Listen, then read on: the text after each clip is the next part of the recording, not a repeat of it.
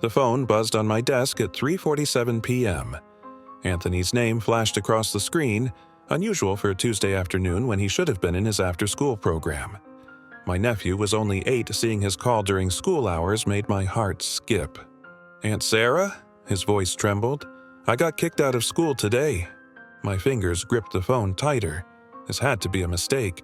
I'd been writing substantial checks every month specifically for his private school tuition, part of my support for my sister Jennifer since her husband's tragic accident 2 years ago. "What happened, sweetheart?" I kept my voice calm, though my mind raced.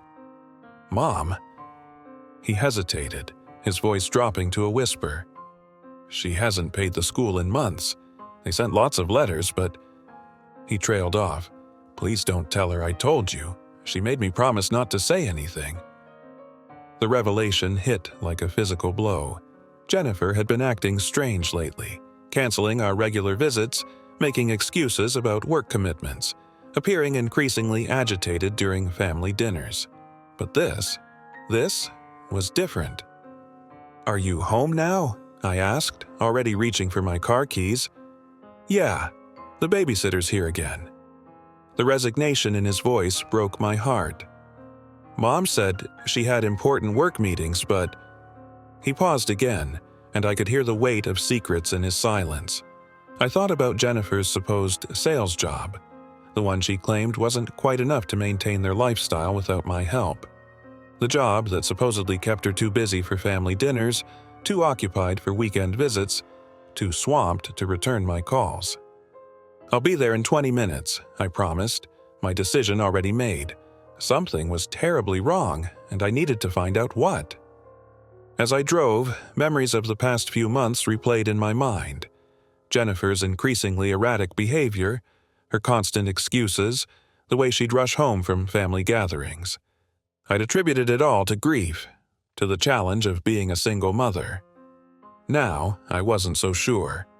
I'd helped raise Anthony since he was born, considered him the son I never had.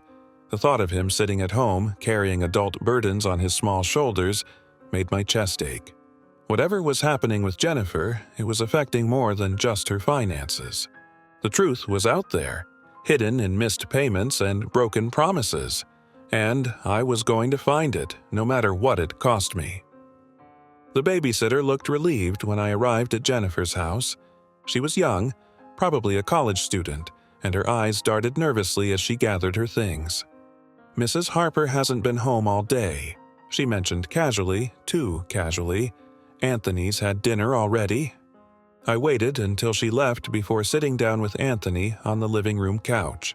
The house, once immaculate under Jennifer's care, showed subtle signs of neglect. Unopened mail piled on the counter, unwashed dishes in the sink, laundry spilling from the hamper. "How long has this been happening?" I asked gently. "The school situation?" Anthony picked at a loose thread on his sleeve. "A few months, I think. Mom said not to worry, that she'd fix it." His eyes welled up. "But then today, she just said I couldn't go back anymore." The timeline matched Jennifer's behavioral changes. Since January, she'd become increasingly difficult to reach.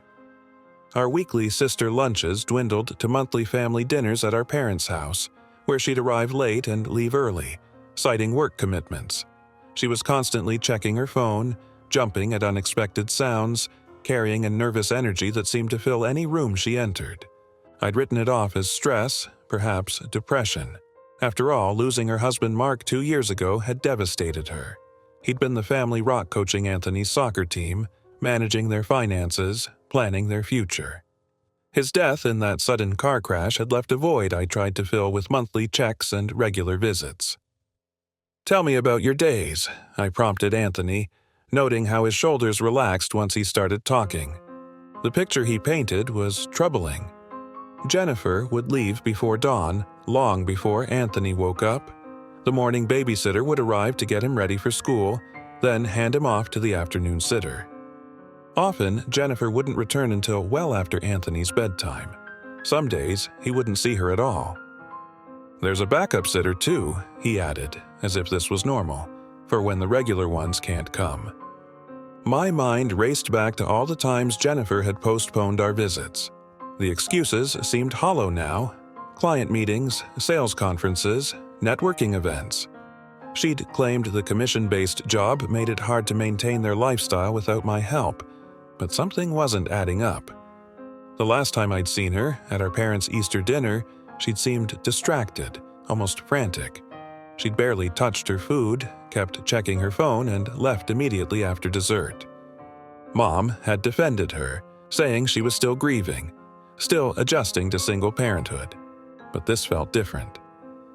"Has Mom been bringing anyone to the house?" I asked carefully. Anthony shook his head. "No, but she talks on the phone a lot when she is home, late at night when she thinks I'm sleeping." I thought about the substantial checks I'd been writing, meant for Anthony's tuition, for maintaining their comfortable lifestyle, for ensuring my nephew wouldn't feel the financial strain of losing his father. Where had that money gone? The school's action suggested months of missed payments despite my consistent support. Jennifer had always been responsible with money, sometimes to the point of being overly cautious. This reckless financial behavior was completely out of character. Standing up, I surveyed the living room more carefully. Designer shoes still lined the hallway, but Anthony's soccer cleats were worn through. A new smartphone sat on the coffee table, while past due notices peeked out from the pile of mail. The priorities were all wrong. "Does Mom seem happy?" I asked, though I dreaded the answer. Anthony's response was measured, too measured for an 8-year-old. "She smiles sometimes when she's on the phone, but not like before." I never thought I'd find myself in a private investigator's office, but there I was, 3 days after Anthony's revelation. The space was modest but professional, with Mark Davidson's credentials displayed on wood-paneled walls. 20 years of experience finding the truth. That's what I needed now. "Tell me everything," Mark said, his weathered face showing no judgment. "Every detail matters." I laid it out chronologically. Jennifer's changing behavior, Anthony's expulsion, the missing money, the constant babysitters. As I spoke, Mark took notes in a small leather-bound notebook, occasionally nodding. "Your sister maintains a routine?" he asked. "Used to. Now she's barely home. Claims it's work, but—" I trailed off, the words tasting bitter. Mark leaned forward. "What made you come to me instead of confronting her directly?" The question hit home. "Anthony," I replied. "If I confront her and I'm wrong, she might cut me off from seeing him. If I'm right—" I couldn't finish the sentence. "We'll start surveillance tomorrow," Mark assured me. Discreet, thorough. It usually takes a few days to establish patterns. Those few days stretched like years. I threw myself into work, trying to distract myself from imagining worst-case scenarios. Mark sent daily updates, brief professional messages that painted an increasingly troubling picture. Day 1. Subject leaves residence 5:30 a.m. Morning babysitter arrives 7 a.m. Subject spends morning at Sunset Motel, exits 2 p.m. Returns home briefly. Leaves again 8 p.m. for Club Azure. Returns 2 a.m. Day 2. Similar pattern, different times. The motel, the club, minimal time at home. Day 3. Mark's message came with photos. Male subject identified. Exits motel 30 minutes after your sister. Same pattern at the club. Running background check. The background check results landed in my inbox on day 4. My hands shook as I read the report. Gregory Mills, age 37, 2 arrests for drug distribution in the past 5 years. Currently out on bail awaiting trial for a 3rd offense. My sister was spending her days and my money with a drug dealer. I called Mark immediately. "Are you sure?" "The pattern is consistent," he confirmed. "They're careful, separate arrivals, separate departures, but they're together inside both locations. The motel staff confirmed they're regulars." The pieces clicked into horrible focus. Jennifer's erratic behavior, the financial irregularities, her constant absences, it all pointed to something far worse than grief or depression. "Has she been—" I couldn't say the word using.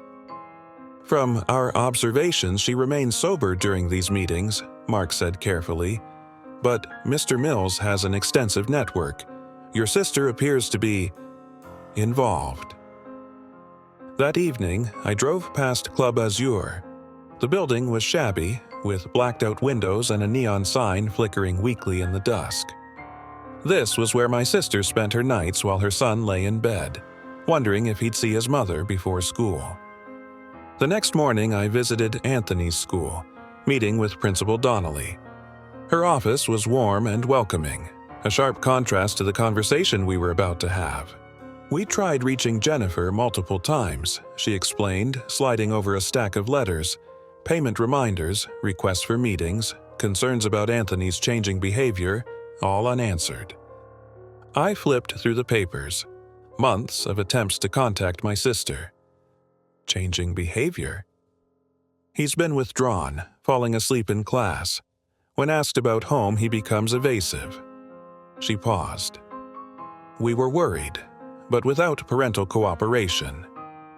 The implications were clear.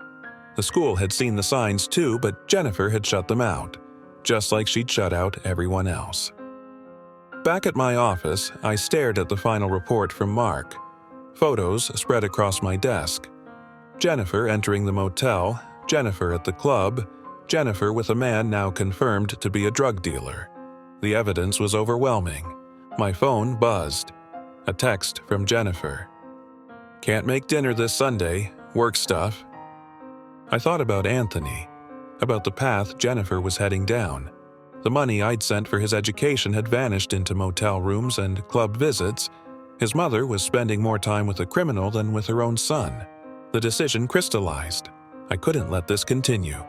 Opening my laptop, I navigated to the Child Protective Services website.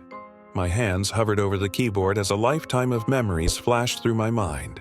Jennifer and me as kids, her wedding day, Anthony's birth. But then I remembered his voice on the phone, small and scared, carrying burdens no child should bear.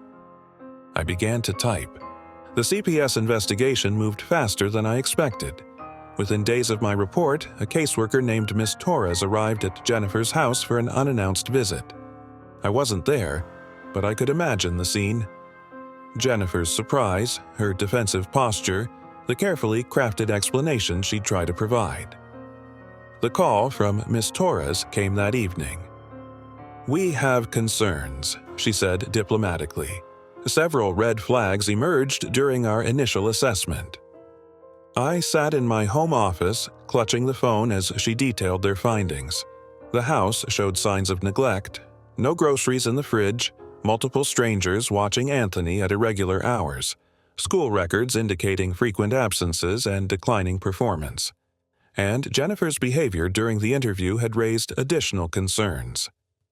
She was erratic, Miss Torres explained, defensive about basic questions. When asked about her employment, she provided inconsistent information.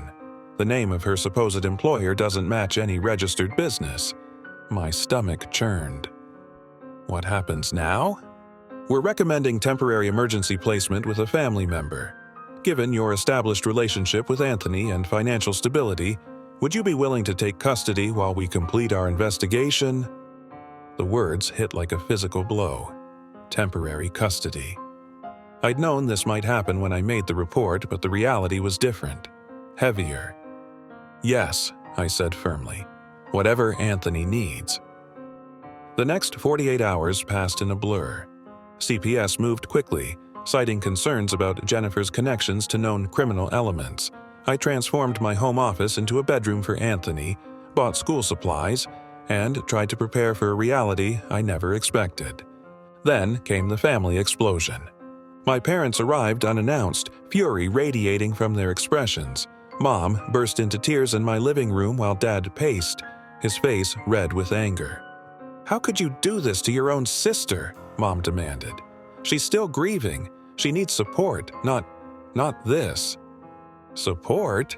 I couldn't keep the edge from my voice. I've been supporting her for 2 years, sending money she's spending on a drug dealer while Anthony gets kicked out of school. A drug dealer? Dad scoffed. You're being dramatic. Jennifer would never. I pulled out the investigation photos, spreading them across the coffee table. Jennifer entering the motel, Jennifer at the club, Gregory Mills's mugshot and rap sheet. "This is who she's spending her days with," I said quietly. "This is where Anthony's tuition money went." Mom's hand flew to her mouth. Dad fell silent, staring at the evidence of his younger daughter's descent. "She's sick," Mom finally whispered. "She needs help, not punishment." "This isn't punishment," I insisted. "This is protecting Anthony. She has a chance to get help, to prove she can be a good mother. But right now, he needs stability." They left angry, but I saw the doubt in their eyes. The photos had cracked their denial, forced them to confront the reality they'd been avoiding.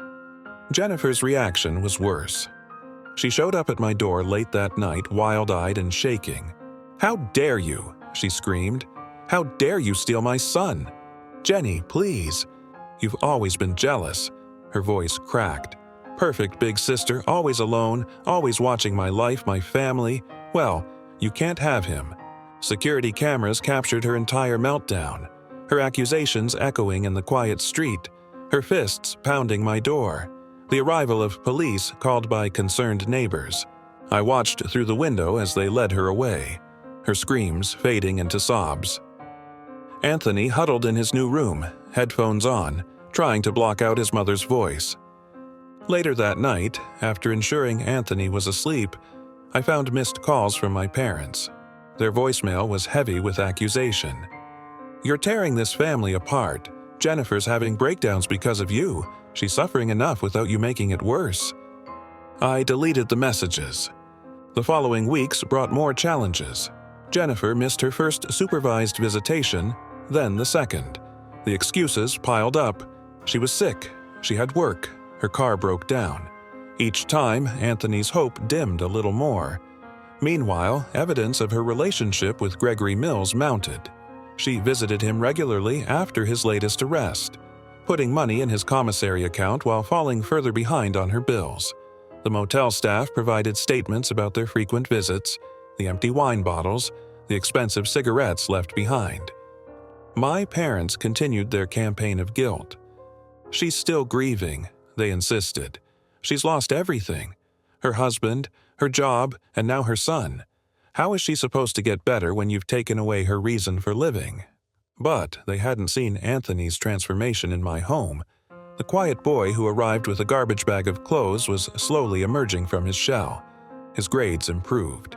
He slept through the night. He started smiling again. During a one-supervised visit that Jennifer actually attended, Miss Torres noticed something telling. While Jennifer spoke about herself, her struggles, her pain, her needs, Anthony drew quietly in the corner, barely acknowledged by his mother. "Your sister's focus seems to be primarily on her own emotional state," Miss Torres observed afterward. "There's limited engagement with Anthony, minimal interest in his daily life or feelings." The assessment hit home. Jennifer wasn't just neglecting Anthony's physical needs. She'd emotionally abandoned him, too consumed by her own desires to see his pain. The court date for permanent custody loomed. Jennifer's lawyer argued that she was a grieving widow who'd made some poor choices but deserved another chance. My lawyer presented evidence of continued contact with Gregory Mills, missed visitations, and Anthony's improved condition in my care. Through it all, I struggled with guilt. Had I betrayed my sister? Should I have tried harder to help her before involving CPS? But then I'd look at Anthony, finally sleeping peacefully, finally feeling secure, and know I'd made the right choice. The courthouse loomed ahead as I parked my car, its granite facade a reminder of the weight of today's proceedings. 3 months had passed since Anthony came to live with me, and each day had brought new revelations about Jennifer's descent. Miss Torres met me at the entrance, her expression grim.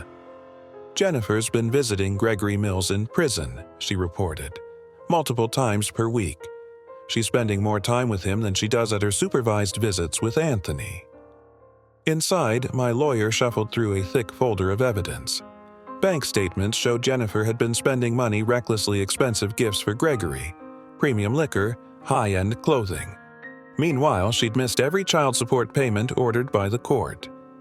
"How's Anthony handling everything?" Miss Torres asked quietly.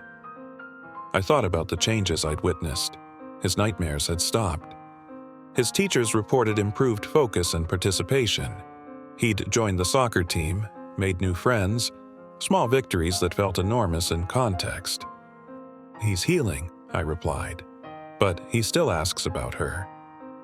The courtroom doors opened and Jennifer walked in with her lawyer. She looked expensively disheveled, designer clothes, perfectly styled hair, but dark circles under her eyes and a slight tremor in her hands. She didn't look at me. The proceedings began with a review of the temporary custody period. My lawyer presented evidence of Anthony's progress: improved grades, regular attendance, positive psychological evaluations. Photos of his room at my house, decorated with soccer posters and art projects. A stable routine, healthy meals, consistent bedtime. Then came Jennifer's evaluation. "Your Honor," her lawyer began, "my client has struggled with grief, yes, but she's taking steps to improve. She's attending counseling." "Objection," my lawyer interrupted. "We have evidence Mrs. Harper has missed her last 6 counseling sessions." The judge's expression darkened as she reviewed the documentation. "Mrs. Harper? Can you explain these absences?" Jennifer stood, swaying slightly. "I've been busy, working on myself. Gregory understands me, helps me process my grief." "Gregory Mills?" the judge interjected. "The convicted drug dealer currently awaiting sentencing for his 3rd offense." Jennifer's face flushed. "He's misunderstood. He's helping me through this difficult time. By encouraging you to spend your son's tuition money on hotels and clubs." The question hung in the air, heavy with implications. Jennifer's lawyer quickly intervened, but the damage was done. The judge had seen through the excuses. During a brief recess, I found Anthony in the courthouse children's room, drawing pictures with crayons provided by the court staff. His latest artwork showed 2 figures, him and me, standing in front of a house. No Jennifer. "Mom's here today," I said gently. "Would you like to see her?" He shook his head, not looking up from his drawing. "She'll just promise things again, then break them." The wisdom in his words broke my heart. At 8 years old, he'd learned not to trust his own mother's promises. Back in the courtroom, Jennifer's behavior deteriorated. When presented with evidence of her continued association with Gregory Mills, she became defensive and erratic. "You're all against me," she shouted, rising from her seat. "Sarah's poisoned everyone. She's always been jealous of my life, my family. Now she's stolen my son." The judge ordered a brief recess to allow Jennifer to compose herself. In the hallway, I overheard her lawyer pleading with her to calm down, to think about how her behavior might affect the custody decision. "I don't care," Jennifer's voice echoed. "I'll appeal. I'll keep fighting. She can't have him." Miss Torres appeared at my elbow. "This isn't about Anthony anymore," she observed quietly. "For Jennifer, this is about winning, about control. She's not seeing the damage she's causing." When the hearing resumed, the evidence continued to mount. Statements from Anthony's teachers about his improved performance, reports from his therapist about reduced anxiety, documentation of Jennifer's missed visits, broken promises, and continued association with criminal elements. Through it all, Jennifer alternated between tearful pleas and angry outbursts, never once acknowledging how her choices had affected Anthony. Her priorities were clear, and her son wasn't among them. The day of the final custody hearing arrived with a weight of inevitability. The courtroom was fuller this time. My parents, Jennifer's friends, even a few curious onlookers who'd heard about the case. Anthony waited in the children's room, having asked not to be present for the proceedings. Jennifer arrived late, wearing an expensive new dress that couldn't hide her agitation. Gregory Mills had been sentenced the week before, 15 years for his 3rd strike. She'd attended his sentencing instead of her scheduled visitation with Anthony. The judge entered, her expression stern as she reviewed the final reports. The past month had provided even more evidence of Jennifer's instability, missed counseling sessions, continued prison visits to Mills, angry outbursts during the supervised visitations with Anthony. Before we proceed, the judge began, I want to address something directly with Mrs. Harper. She looked at Jennifer over her reading glasses. In the past month, you've spent 17 hours visiting Mr. Mills in prison, but only 2 hours with your son. Can you explain this choice? Jennifer stood, her voice shaking. Gregory needs me. He's been wrongly convicted. Mrs. Harper, the judge interrupted, this isn't about Mr. Mills. This is about Anthony. Everything I do is for Anthony. Jennifer's voice rose. Sarah doesn't understand. She's never had a child, never been married. She can't just take him from me. Your Honor, Jennifer's lawyer tried to intervene, but it was too late. She's always been jealous, Jennifer continued, her composure cracking. Perfect Sarah, successful Sarah, always looking down on me. She planned this. She used my grief to steal my son. The judge's gavel cracked like thunder. Mrs. Harper, control yourself or you'll be held in contempt. But Jennifer was beyond control. She turned to face me, tears streaming down her face. You did this. You're not even a mother. You can't have children of your own, so you stole mine. Security officers moved forward as Jennifer's accusations echoed through the courtroom. My parents sat frozen, watching their younger daughter unravel completely. The judge ordered Jennifer removed until she could compose herself. In the heavy silence that followed, my lawyer presented her closing argument. She detailed Anthony's transformation in my care, his improved grades, his renewed interest in sports, his decreasing anxiety. She contrasted this with Jennifer's pattern of neglect and poor decisions. When Jennifer returned, subdued by her lawyer's whispered warnings, the judge delivered her ruling. This court's primary concern is the welfare of the child, she began. The evidence clearly shows that Anthony has thrived under his aunt's care, while his mother continues to demonstrate behavior incompatible with parental responsibility. I held my breath. Therefore, it is the decision of this court to grant permanent custody to Sarah Matthews, with Mrs. Harper retaining supervised visitation rights contingent upon completion of court-mandated counseling and substance abuse screening. The gavel fell with finality. Jennifer screamed, a raw, primal sound that made my skin crawl. She lunged toward the bench, held back by her lawyer and security. You can't do this. He's my son. Mine. As they escorted her from the courtroom, her accusations still ringing off the walls, I sat motionless. It was over, but it didn't feel like victory. My parents hurried past without a word, following Jennifer. Through the windows, I could see them trying to calm her in the parking lot, their faces etched with worry and grief. Miss Torres touched my shoulder. Anthony's asking for you. I found him in the children's room, building a tower with wooden blocks. He looked up as I entered, his eyes full of questions he shouldn't have to ask. It's over, I said softly. You're staying with me. He nodded, adding another block to his tower. Did Mom get mad again? Yes, honey, she did. Because she loves me. The question broke my heart. Your mom loves you very much, I said carefully. But sometimes love isn't enough. People need to make good choices too. Anthony's tower collapsed, blocks scattering across the table. He stared at them for a moment before looking up at me. Can we go home now? Home. Such a simple word. But it meant everything. 6 months after the final custody hearing, I sat in the bleachers watching Anthony's soccer game. He moved confidently across the field, so different from the withdrawn boy who'd first come to live with me. His new school had worked wonders, welcoming him back after I explained the situation. His old friends were thrilled to have him return. Jennifer hadn't attended a single supervised visit since the court decision. Instead, she'd doubled down on her relationship with Gregory Mills, writing him letters in prison and putting money in his commissary account while ignoring the child support payments she'd been ordered to make. My parents eventually came around, though slowly. They still held on to hope that Jennifer would change, but they couldn't deny Anthony's transformation. The nightmares had stopped. His smile had returned. He was, finally, just being a kid. "Aunt Sarah," Anthony called, running over after scoring a goal. His face beamed with pride. "Did you see that? Wouldn't miss it for the world, buddy." Later that night, as I tucked him into bed, he asked the question I knew had been brewing.